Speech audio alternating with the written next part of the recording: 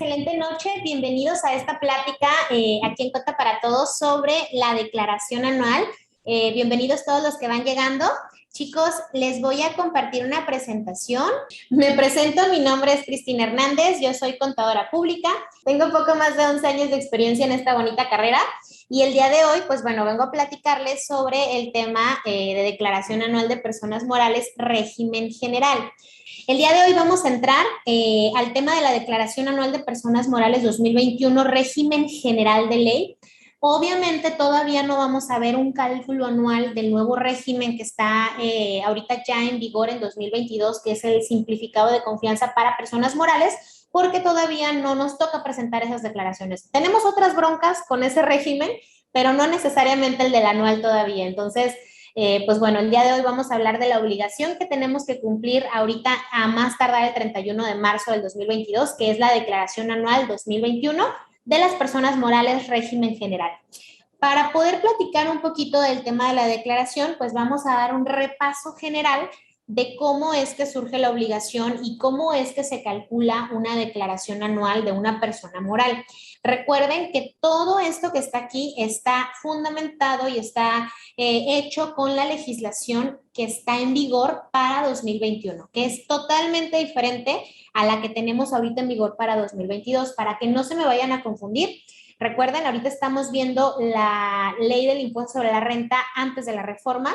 La reforma entró en vigor el 1 de enero del 2022, por ende no aplica para el ejercicio 2021, la ley no es retroactiva, entonces aquí vamos a tener que jugar bajo las reglas de la legislación que estaba vigente en 2021, ¿sale?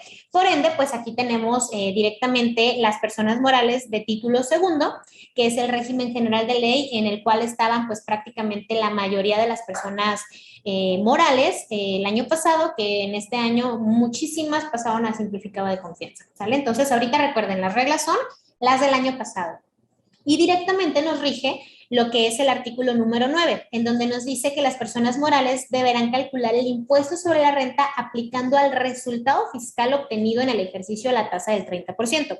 ¿Cuál es la tarifa de una persona moral? 30%.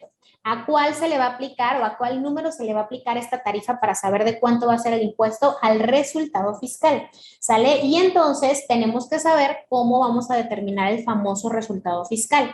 Recuerden que antes del llenado, que el llenado es otro tema que más adelante les voy a platicar un poquito sobre cómo vamos a afrontar la parte del llenado, que hay muchos cambios en el tema del llenado. Tenemos que trabajar en los papeles de trabajo, válganme la redundancia. ¿Por qué? Porque recuerden que los papeles de trabajo son los que nos van a dar la pauta para poder tener elementos suficientes de saber si estamos o no llevando una contabilidad adecuada. Es muy diferente la interpretación que nosotros le damos a la documentación que recibimos de los clientes, a los movimientos bancarios que conciliamos, que cotejamos y demás, a lo que realmente en base a la forma electrónica que ahorita tiene la autoridad de identificar nuestros movimientos, pues es lo que el SAT está enterándose, ¿sale? Entonces, por ende, nuestros papeles de trabajo tienen que estar súper cuadrados, tienen que estar muy al día. En meses pasados nosotros aquí en Conta para Todos dimos varios cursos de cómo cerrar tu ejercicio fiscal adecuadamente, obviamente fue el año pasado. A inicios del año también dimos otra de qué cosas tenías que estar preparando tú para el tema de la declaración anual. Ahorita más adelante les voy a platicar de estos cursos, pero bueno, hay cosas que ahorita por las fechas en las que estamos ya no vamos a poder modificarlas, pero sí hay otras que todavía nos van a permitir moverlas y tenemos precisamente hasta el lunes y ahorita más adelante les voy a platicar cuáles son. Pero bueno, es muy importante que trabajemos muy bien esos papeles de trabajo para que en el momento que vayamos a llenar nuestra declaración tengamos el menor número de diferencias posibles con lo que ya está precargado y en dado caso de que tengamos diferencias, tener los elementos suficientes para poder decirle a Hacienda ya de una consulta prácticamente particular de contribuyente específico a la autoridad fiscal, oye, tengo esta situación, tu sistema está haciendo esto, ¿cómo le hago para poder presentar las cantidades que deben de ser si tu sistema no me está dejando modificar? Porque, ojo con esto, chicos, el sistema no te va a hacer valer una determinación de un resultado fiscal o de un impuesto o lo que sea, porque el sistema es eso, es un sistema. Que está fallando, sí está fallando, pero es un sistema, no te va a dar ni un derecho ni una obligación.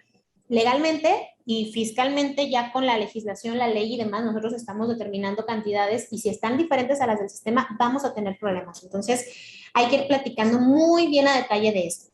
¿Sale? Ok, entonces, pues bueno, el resultado fiscal del ejercicio se va a determinar como sigue. Ingresos acumulables del ejercicio.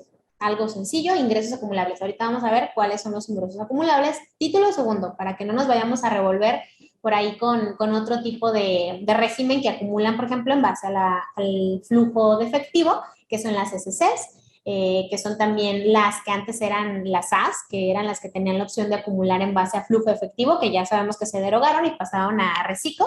Pero bueno, en general son ingresos acumulables del ejercicio, dígase dependiendo si tu obligación es acumularlos en base a lo facturado o en base a lo efectivamente cobrado, pero son al final ingresos acumulables del ejercicio. A tus ingresos acumulables le vas a restar tus deducciones autorizadas. Las deducciones autorizadas también las vamos a ver un poquito más adelante. ¿Sale? ¿Qué otra cosa le vas a restar? Tu PTU pagada en el ejercicio. ¿Cuál fue la PTU que pagaste en el ejercicio? Pues la que determinaste el ejercicio pasado, ¿sale? Porque recuerden que la obligación de pagar la PTU surge en el mes de mayo, o más o menos, bueno, son 60 días después de presentar tu declaración anual, entonces técnicamente si la presentaste el último día, entonces tienes hasta el 30 de mayo para poder pagar el reparto de utilidades. Entonces esa es la PTU que tienes que aplicar como deducción. Ahora, eso te va a dar como tal una utilidad fiscal, pero a la utilidad fiscal todavía le vas a tener que restar las pérdidas fiscales actualizadas de ejercicios anteriores. Sale que esta va a ir solamente topada hasta el monto de tu utilidad y listo, no puedes agarrar más o hasta agotar tal pérdida. Y esto te va a dar como tal la utilidad fiscal o el resultado fiscal. Entonces, ese resultado fiscal es al que aplicándole la tarifa del 30% te va a dar tu impuesto a cargo del ejercicio.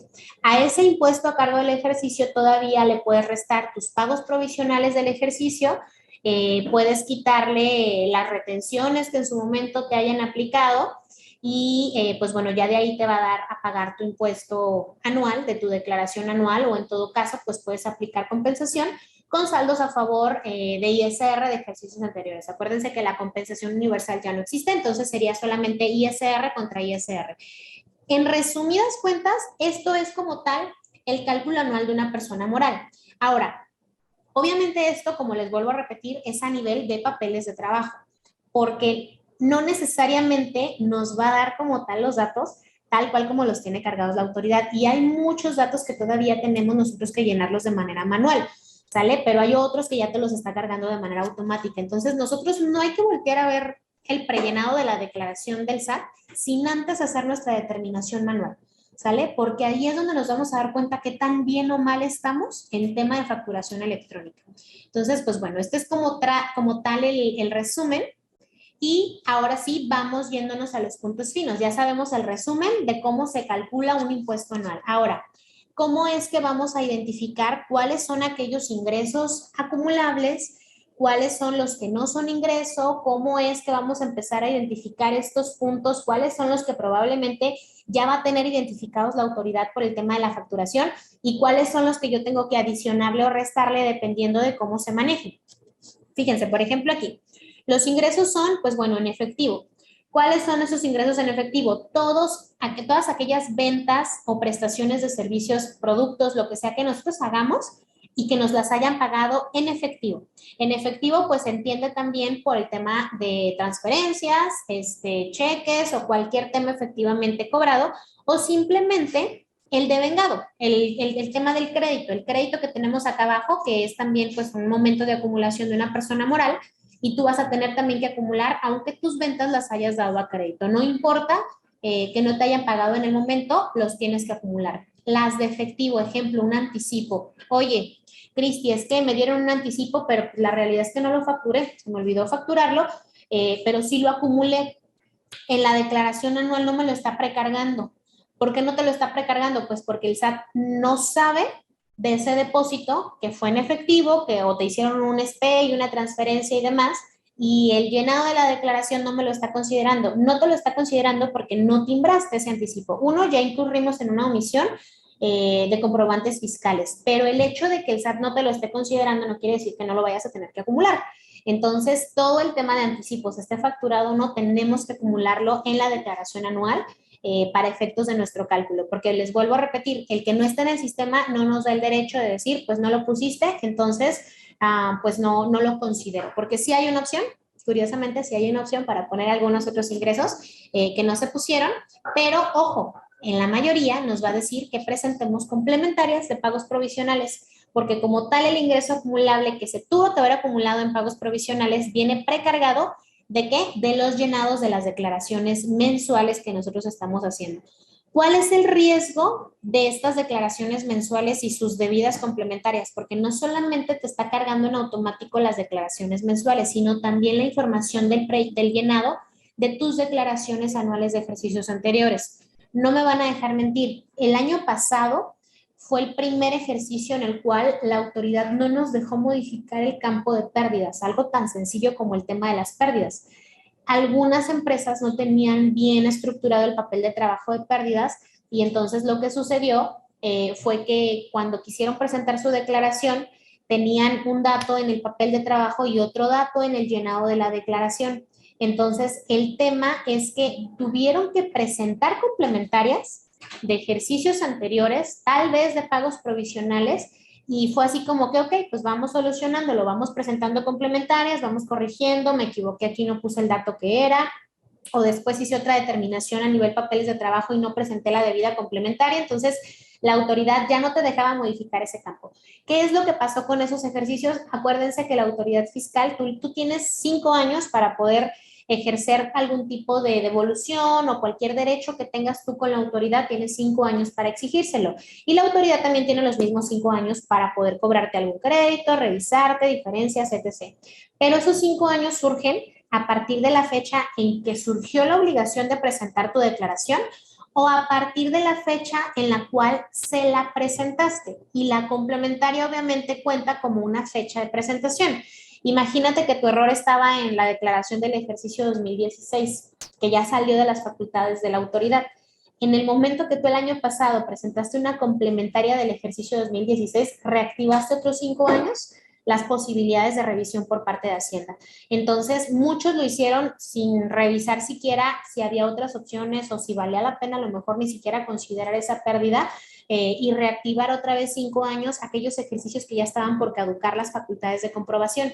Entonces, hay que analizar muy bien qué información tenemos nosotros a nivel de papeles de trabajo, por eso les voy a hacer muchísimo hincapié en los papeles de trabajo, porque es lo más importante ahorita para saber qué tan mal estamos en materia, vuelvo a repetirles, de facturación electrónica o de declaraciones anteriores, porque eso es lo que está llevándonos ya a un resultado que la autoridad no necesariamente tiene conocimiento. Y entre ellos, pues obviamente, como les digo, hay muchísimas diferencias en cuanto al tema de cuáles son esos ingresos que se están acumulando, ¿sale? Pero bueno, en general, ingresos en efectivo, en bienes, servicios, crédito, cualquier otro tipo. Otro tipo de ingreso que también se va a acumular en la declaración y ese sí se calcula totalmente, o se captura, perdón, totalmente manual, es la determinación del ajuste anual por inflación acumulable, ¿sale? O deducible, en todo caso, del lado de las deducciones, que lo vamos a ver un poquito más adelante, pero el ajuste anual, ese dato nosotros lo tenemos que llenar, ese no nos lo carga en automático porque como tal pues es un tema inflacionario y nos lo va a poner ya para que nosotros editemos allí el total de créditos, de deudas. Ahorita vamos a ver rapidísimo más adelante cómo se calcula. ¿Sale? Ok. ¿Mande? Hola, ¿qué tal a todos nuestros amigos de Facebook? Perdón, me llegó de sorpresa la notificación. Estamos ahorita transmitiendo en Facebook en vivo. Recuerden que cuando estamos en Facebook solamente hacemos participa una pequeña parte de nuestra conferencia. Para todos los que la quieran ver completa, pues bueno, les van a dejar por ahí en los comentarios cuál es la forma en la cual pueden acceder a la presentación completa. Tenemos acá la transmisión en Zoom. A todos los que se registraron, ellos sí pues van a ver la clase completita.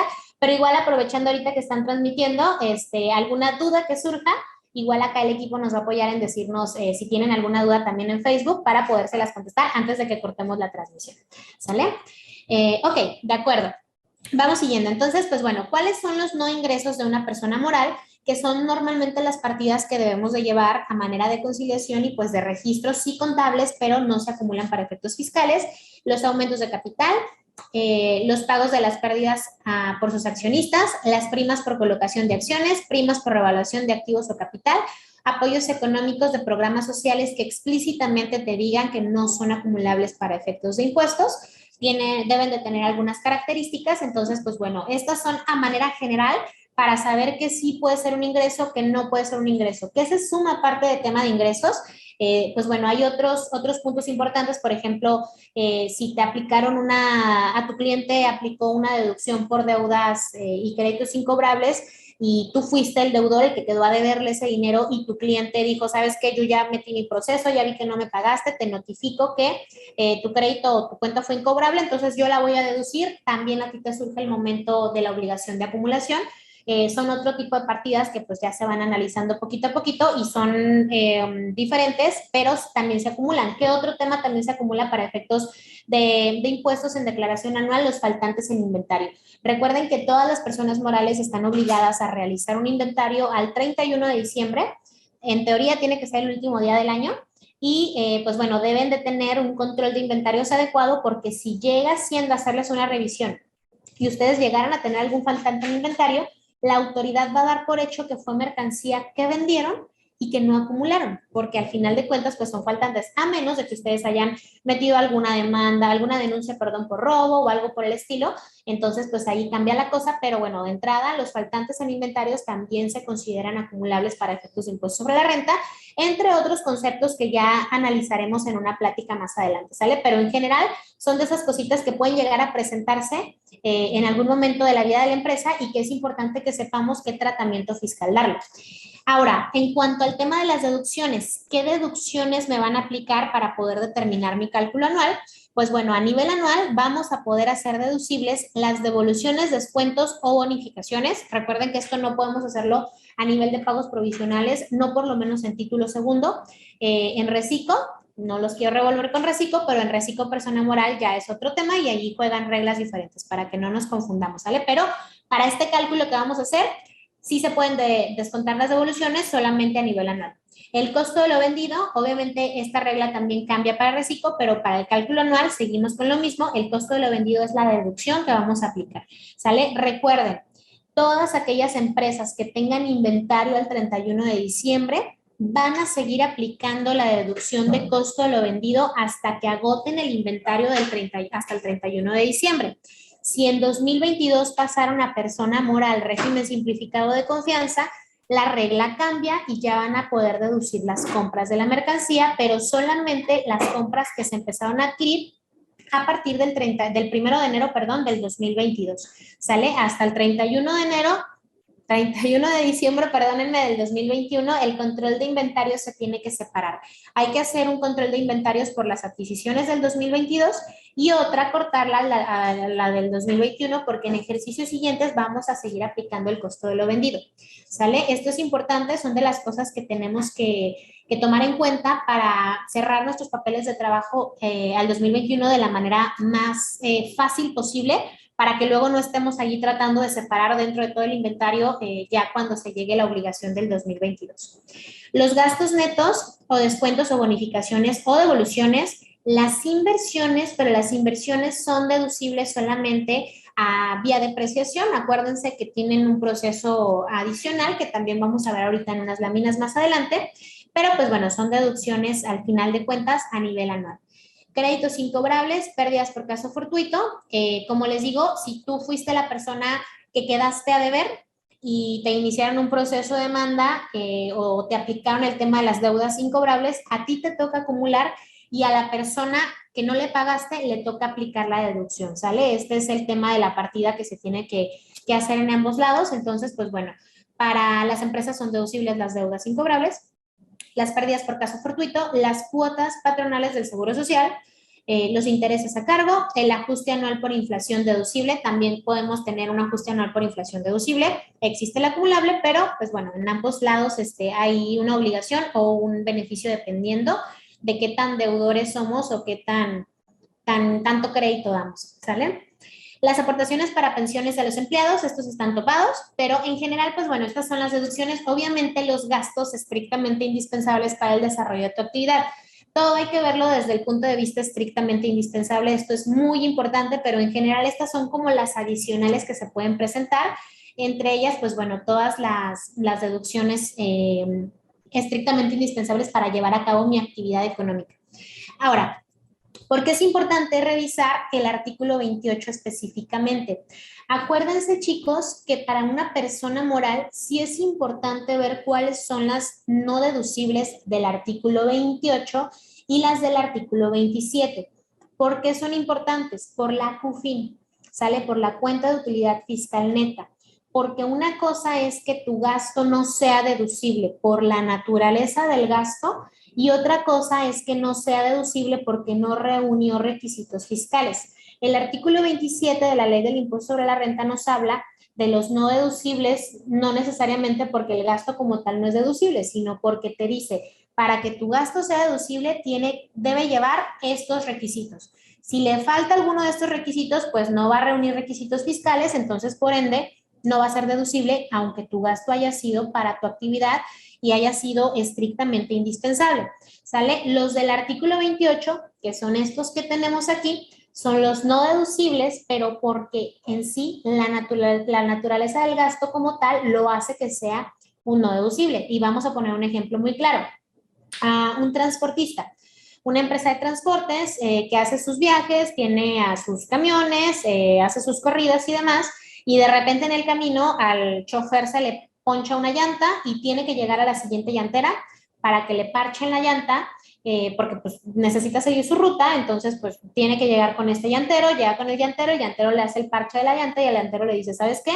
Pues no doy factura, pero aquí está la nota de venta para que puedas comprobar el gasto.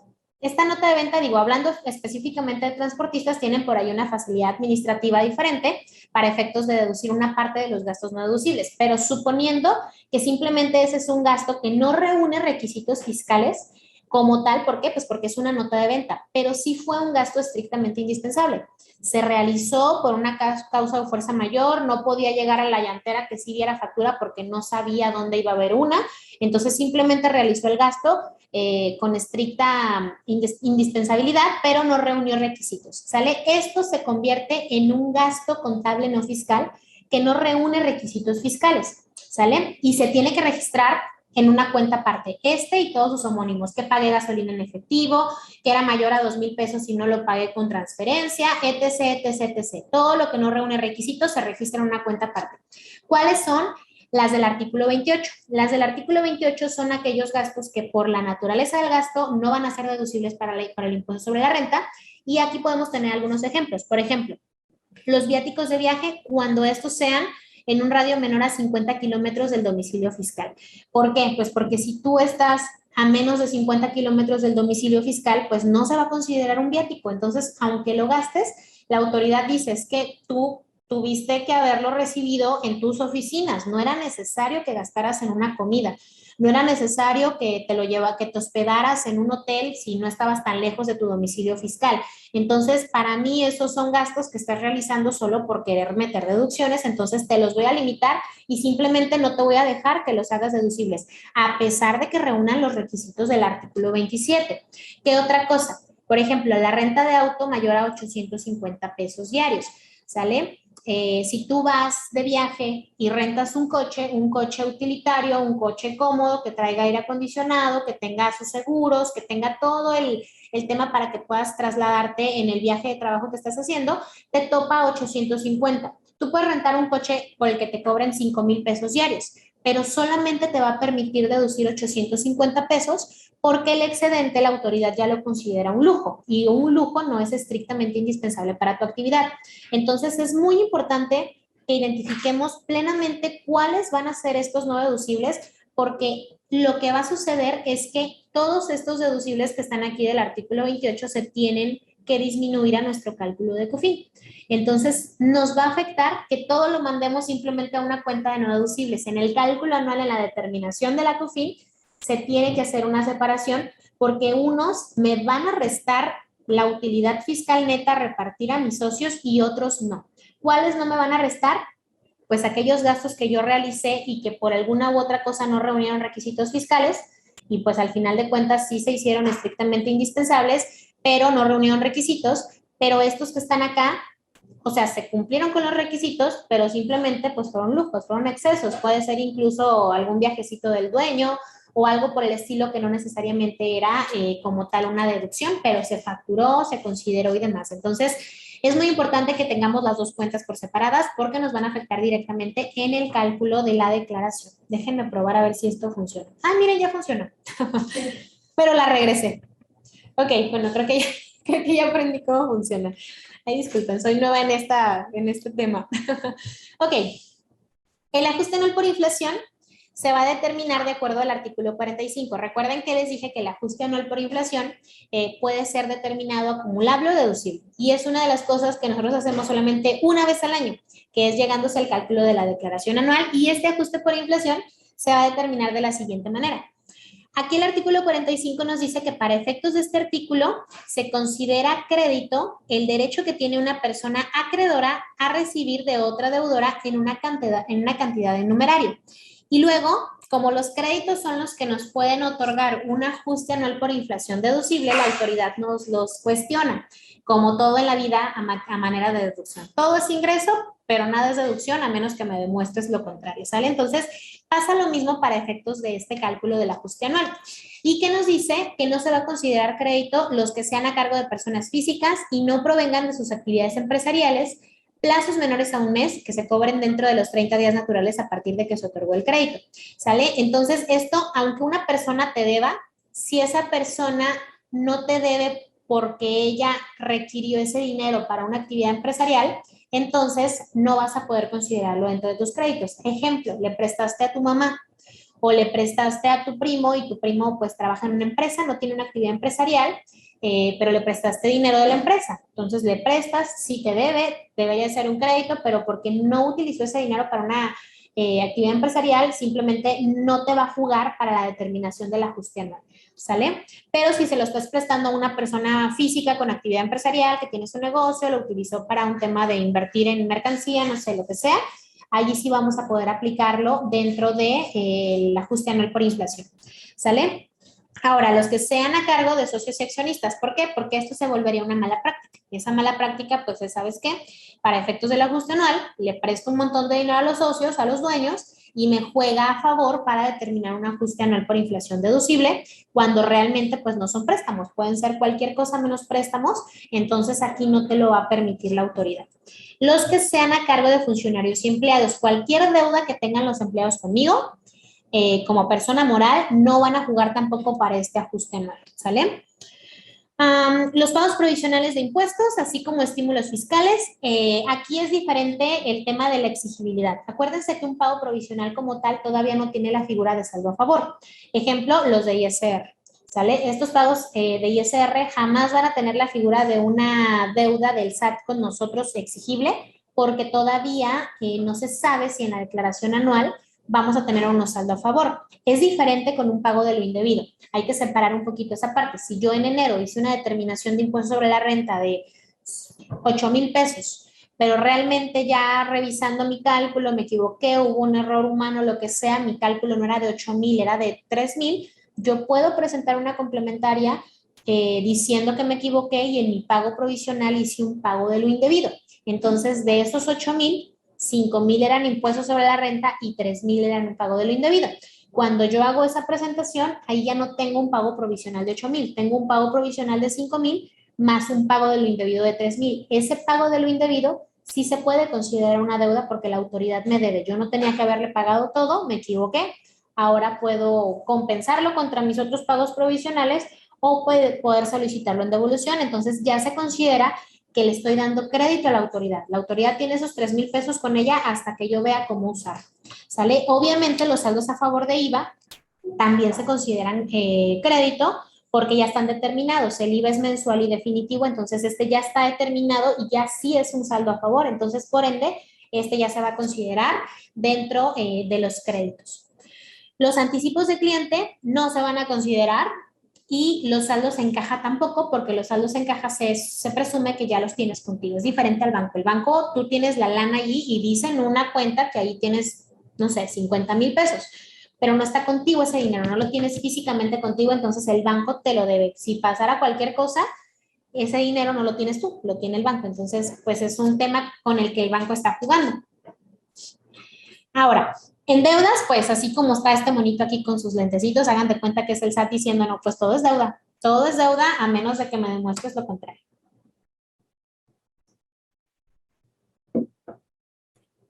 Ok, oye, que si tengo una deuda, mis empleados, no sé, les pagué la nómina 2 días tarde, ¿aplica o no aplica? Pues no llega dentro del crédito de los 30 días, pero vamos a suponer que no tenía yo lana y no he pagado la PTU. La PTU, pues es una deuda que tengo con mis empleados. Y yo hablé con ellos y les dije, oigan, pues aguántenme, la verdad es que ahorita no tengo lana, cosa que no se debe de hacer, pero claro que pasa, porque incluso hay utilidades que se determinan que ni siquiera tiene utilidad la empresa, pero por malos manejos fiscales determinaron utilidad y ahora crean la obligación de pagar la PTU. No la ha pagado, la debe, se la debe a empleados. Si en empleados, cuando un empleado me debe, no se considera deuda, pero cuando yo estoy, perdón, no se considera crédito, pero cuando yo le debo a un empleado, allí sí se considera una deuda. Entonces, pues, como saben, siempre aquí es la ventaja de poder limitarnos muchísimo la parte de cómo deducir impuestos. Entonces, pues aquí sí es importante que lo consideremos, ¿sale? Ok, esto es para efectos del ajuste anual. El ajuste anual por inflación es literal, así tal cual el cálculo, el promedio de todos mis créditos que yo otorgué, menos el promedio de todas mis deudas. La diferencia vemos si es a cargo o a favor, o sea, si mis deudas fueron mayores o mis créditos fueron menores, y vamos a revisar si es un ajuste anual por inflación deducible o acumulable. Si yo di más créditos, o sea, si a mí es a la que me deben más dinero, entonces mi ajuste anual por inflación va a ser deducible. Pero si yo soy la que debo más, mi ajuste anual por inflación va a ser acumulable. Y para que entendamos por qué se maneja el término del ajuste anual, es simplemente por el tema inflacionario, tal cual así.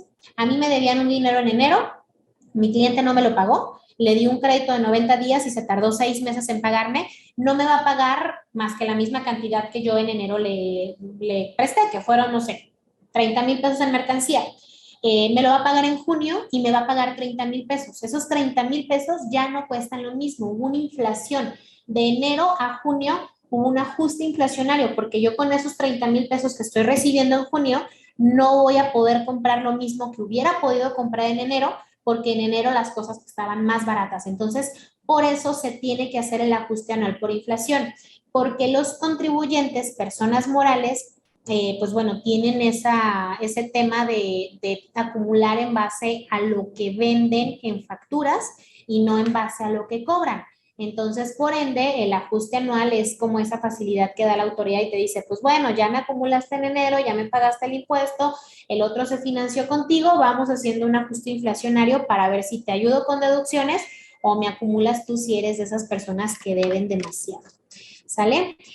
¿Por qué pongo esta laminita aquí? Esta laminita es bien interesante, chicos, porque realmente así es como está la situación ahorita con todo el tema de Hacienda. La autoridad fiscal ya nos rebasó en tecnología, ya tiene absolutamente todas las herramientas para saber el cumplimiento fiscal de una persona moral, de una persona física, sea o no contribuyente de que esté dado de alta en Hacienda. Sabemos que ahorita el SAT ya tiene absolutamente todo a la mano. La facturación electrónica no es algo nuevo. Recuerden, si no me equivoco, muchas personas de las que están aquí no me van a dejar mentir. El tema de la facturación entró desde el 2014, si no me equivoco, fue como en las reformas del 2014, y unos años atrás ya estaba lo del famoso CFD, pero el CFDI como tal entró en 2014, el CFD era, las emitías también de manera electrónica, pero mandabas un informe mensual de cuántas facturas habías emitido, entonces todavía era un tanto manipulable, pero como tal el CFDI, que es el timbrado en automático, entró por ahí del 2014. Hagan cuentas de cuánto tiempo llevamos, ya casi 8 años, con estas reformas de la facturación electrónica, y conforme fue pasando el tiempo, la autoridad fue poniendo más y más requisitos, empezó a revisar cuáles eran esas fugas de información para efectos de, por ejemplo, comprobar los flujos de las facturas, metió lo del complemento de pago, lo de pago en parcialidades o diferido, lo de pago en una sola exhibición, cómo me pagaron la factura, cuándo me la pagaron, si fue un anticipo, si fue ventas globales, si fue a crédito, si se lo vendía a una extranjera, a un nacional. Todo eso ya está en la facturación electrónica. Y entonces, ahorita nosotros estamos topándonos con el enorme problema de que la autoridad nos está diciendo esto ya en el prellenado de nuestras declaraciones anuales, que es como tal cual este letrerito, los que ya se metieron a presentar las anuales, está así tal cual. Para el prellenado de tu declaración anual, el Servicio de Administración Tributaria cuenta con la siguiente información. Pagos provisionales y enteros a retenciones con fecha de corte 23 de febrero. Esta imagen yo la saqué el día de hoy, estamos a 24 de febrero. Entonces quiere decir que la autoridad me hizo un corte hasta el día de ayer de pagos provisionales que se presentaron, facturas que se timbraron, no se cancelaron, nóminas timbradas o no timbradas, toda esa información me hizo un corte con fecha del 23 de febrero. También está el precargado de la declaración anual inmediata anterior al 23 de febrero, que si yo presenté, por ejemplo, mi declaración anual del 2020 fuera de tiempo y apenas la estoy presentando ahorita en el mes de febrero, por ejemplo, si yo la presenté el día de hoy y hoy me quiero meter a llenar mi declaración anual del 2022, no me va a aparecer todavía. Entonces, ese es otro problema, que muchos datos me los está jalando de la declaración del año pasado. Si yo no tengo esa declaración, pues entonces no me va a cargar cierta información o me va a agarrar los datos de la declaración antepasada. Entonces, ya todo viene en hilerita y ya todo está por la información que la autoridad tiene con nosotros. CFDI de nómina con fecha al 17 de febrero del 2022. Todavía en nómina está todavía más atrasado. Y aquí en el tema de la nómina, chicos, es bien importante que tengamos presente un dato. Si ustedes tienen nóminas que no están timbradas de la manera correcta, si hubo algún error, algún ajuste, subsidios al empleo mal aplicados, retenciones, sueldos, algunos bonos que no se les calculó el impuesto, lo que sea que tengan, la autoridad todavía nos está dando oportunidad de revisar a más tardar este lunes 28 de febrero. Es el último día que tenemos para poder cancelar esos FDI de nómina que tuvimos que haber emitido en su momento, pero que ahora podemos emitir, vamos a revisar que estén precargados y checar que no tengan errores, y tenemos solamente hasta el día lunes para hacer cualquier tipo de modificación. Háganme un favor, todos los que están aquí, y tengan declaraciones anuales por presentar de personas morales. Las personas físicas ya nos preocuparemos en una semana o 2 semanas más, pero ahorita de personas morales es muy importante por el tema del lunes. El lunes 28 de febrero es el último día para el tema de las nóminas. Chicos, las nóminas no nos están dejando teclearlas. No podemos teclear la deducción de la nómina. No hay manera en la cual podamos nosotros modificar absolutamente nada si no está plasmado en los FDIs. Entonces, tienen que revisar a la voz de ya, si pueden hacerlo incluso ahorita, estando escuchando esta plática, el día de mañana, más noche. No les recomiendo que sea el lunes porque sabemos qué pasa cuando es el último día para hacer cualquier cosa en Hacienda, todo colapsa.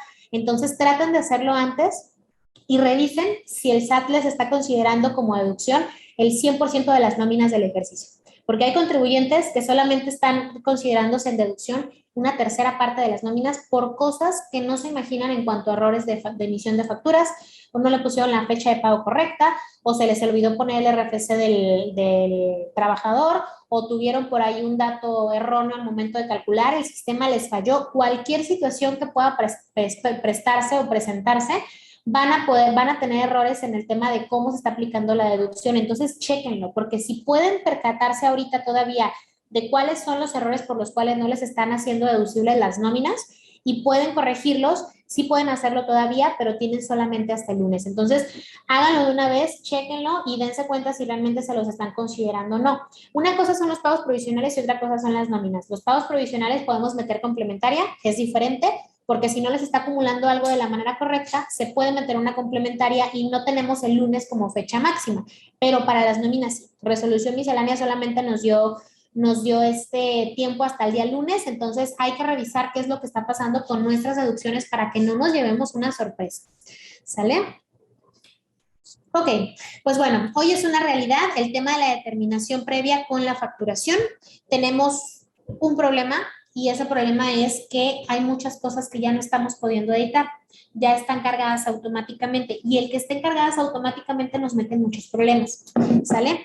¿Qué es lo que debemos nosotros de tomar muy en cuenta para efectos de poder entender a profundidad cuáles son esos errores que nos están llevando a cometer, vamos, y no necesariamente somos nosotros, ¿eh? Realmente, pues si es por tema de emisión de facturas o recepción de facturas, es porque el cliente no está lo suficientemente capacitado para saber cómo debe de emitir sus facturas o cómo debe de pedirlas. Y nosotros como contadores estamos muy acostumbrados a que si recibo la factura, oye cliente, pues tuviste que haberle puesto PPD, pero pues era pago en una sola exhibición, era PPD, pues no importa, yo acá lo pongo como debe de ser, pero no se te olvide pedirlo en PPD y luego pedir el complemento, o ay, no me mandaron el complemento. Entonces, el análisis fiscal que nosotros hacemos es al final de cuentas acostumbrar al contribuyente a no pedir y a no emitir las facturas de la manera correcta. Y eso nos lleva a que tengamos errores en la determinación del SAT. Entonces, regla de oro, chicos, tenemos que capacitar a nuestros clientes en materia de facturación electrónica.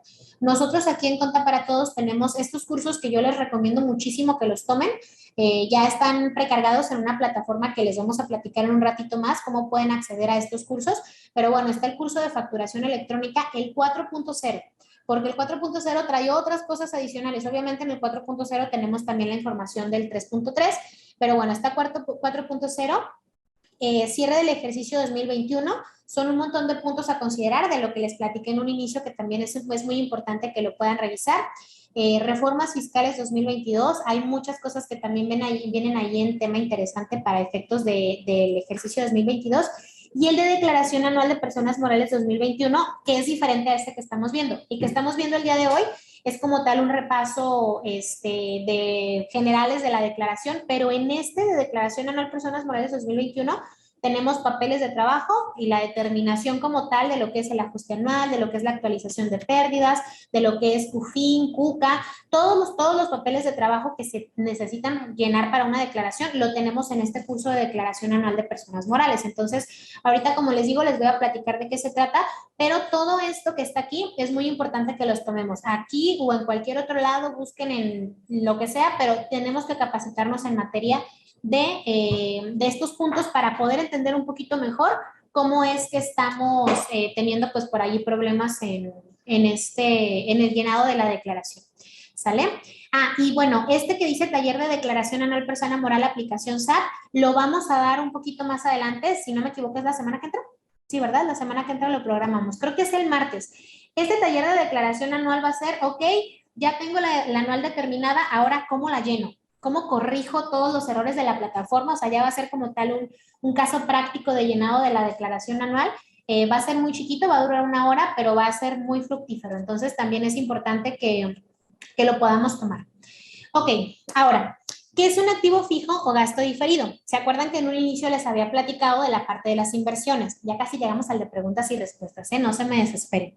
¿Qué es un activo fijo o gasto diferido?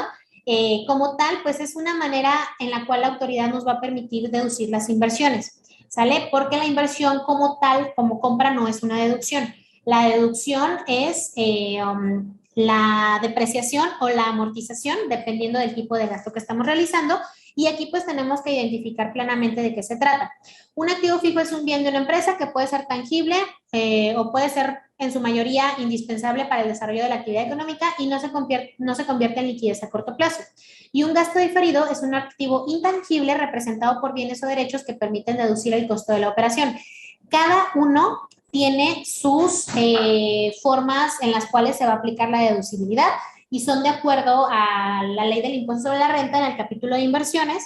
Allí nos va a decir qué porcentajes corresponden en general a cada gasto, ¿sale? Entonces, pues bueno, están como tal las inversiones y los gastos, hay que saberlos diferenciar. El gasto es deducible a manera inmediata y como tal la inversión son temas que añaden valor a mi empresa y que son deducibles solamente parcialmente, ¿sale? ¿Qué otra cosa se le adiciona al monto original de la inversión? Todos estos puntos que ven aquí, si nosotros traemos algún producto del extranjero, lo que nos haya costado traerlo hasta aquí, incluyendo impuestos aduanales. Ay, perdón, me iban a dar ganas de estornudar. Sí, perdón. No, perdón, me iban a dar ganas de estornudar, una disculpa. Bueno, además del precio del bien, se le tienen que añadir todos estos puntos que están aquí, que si pagué flete, que si pagué almacenaje, el transporte, los acarreos, los impuestos aduanales, los seguros que haya pagado, todo eso, nada va a ser gasto. Si era para traer un activo fijo a mi empresa, todo eso se va a convertir en el monto original de la inversión. Y sobre el monto original de la inversión es sobre el cual se va a hacer el cálculo de la depreciación y la actualización y todo lo que conlleva el aplicar una deducción por inversiones, ¿sale? Entonces, pues bueno, ¿cómo se hace la actualización? Aquí el porcentaje está mal, no es el 25%, el 25% no es del mobiliario y equipo de oficina, es el 10%, pero para efectos prácticos, me gustaría muchísimo que pudieran estar en alguno de los otros cursos que ya les platiqué y que les van a decir más adelante, porque en ellos tenemos papeles de trabajo. Y es más fácil para mí explicarles en un papel de trabajo en vivo cómo se realiza la actualización que platicárselas aquí a manera de teoría y por los tiempos tan reducidos que tenemos. Entonces, pues bueno, aquí como tal se tiene que tomar en cuenta varios factores, que es el mes en el cual se adquirió el bien, se condiciona un INPC para ese dato y aparte necesitamos otros INPCs que pueden ser el último mes de la primera mitad del periodo de uso del ejercicio y en dado caso de que sea un ejercicio regular va a ser un INPC anterior y si se fijan parece un trabalenguas, entonces este es mucho más fácil explicárselos en papeles de trabajo y aparte que el tema de los papeles de trabajo ya ni siquiera nos hace que pensemos tanto, sino que solo le ponemos allí datos. Acuérdense que un contador no es para hacer cálculos, para eso están los papeles de trabajo, nosotros tenemos una función más profunda que eso. Y también, pues, es importante que sepamos, ¿no? Que si nos facilita la vida un papel de trabajo, está perfecto, pero no por eso no debemos de saber cómo se calcula, ¿sale? Ok, entonces, ahora sí, vámonos un espacio pequeñito sobre preguntitas.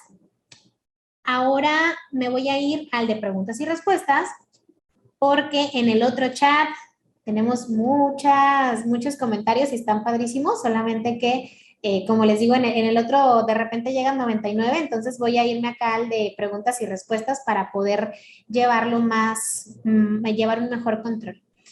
A ver, déjenme ver cómo puedo agarrar el chat para acá, que se me está moviendo. No sé cómo, pero bueno, creo que sí lo alcanzo a ver.